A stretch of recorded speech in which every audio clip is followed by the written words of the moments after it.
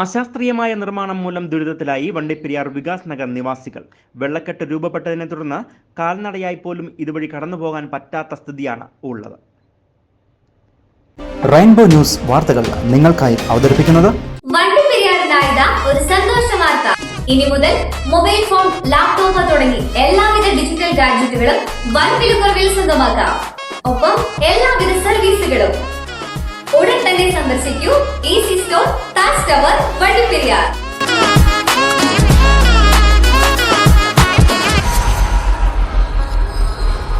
രണ്ടു വർഷം മുൻപാണ് വണ്ടിപ്പെരിയാർ ടൗണിനോട് ചേർന്ന് സ്ഥിതി ചെയ്യുന്ന വികാസ് നഗറിലേക്ക് പോകുന്ന വഴിയിലെ കോൺക്രീറ്റ് നിർമ്മാണം ആരംഭിച്ചത്. വെള്ളം കടന്നുപോകാൻ വഴിയില്ലാത്ത രീതിയിലാണ് കോൺക്രീറ്റ് നിർമ്മാണ പ്രവർത്തനങ്ങൾ നടത്തിയിട്ടുള്ളത്. ഇതുകൊണ്ട് തന്നെ ഒരു മഴ പെയ്താൽ വീടിന്റെ മുൻവശം മുഴുവനും വെള്ളക്കെട്ടാണ്. ഈ ഭാഗത്ത് മാത്രം 30ഓളം കുടുംബങ്ങളാണ് താമസിക്കുന്നത്. സ്കൂൾ കുട്ടികളടക്കം കടന്നുപോകുന്ന വഴി കൂടിയാണ് ഇത്. അശാസ്ത്രീയമായ നിർമ്മാണത്തിൽ മുൻപ് തന്നെ ആക്ഷേപം ഉയരുകയും പരാതികളൊക്കെ നൽകുകയും ചെയ്തിരുന്നു. എന്നാൽ വെള്ളക്കെട്ടിന് ശാശ്വത പരിഹാരം കാണാൻ അധികൃതർക്ക് കഴിഞ്ഞിട്ടുമില്ല. കഴിഞ്ഞ 2 ദിവസമായി പെയ്തു വരുന്ന ശക്തമായ മഴയെ തുടർന്ന് വീണ്ടും ഈ പ്രദേശത്ത് വെള്ളക്കെട്ട് രൂപപ്പെടുകയും സാംക്രമിക രോഗങ്ങൾക്കടക്കം കാരണമാവുകയും ചെയ്തിട്ടുണ്ട്.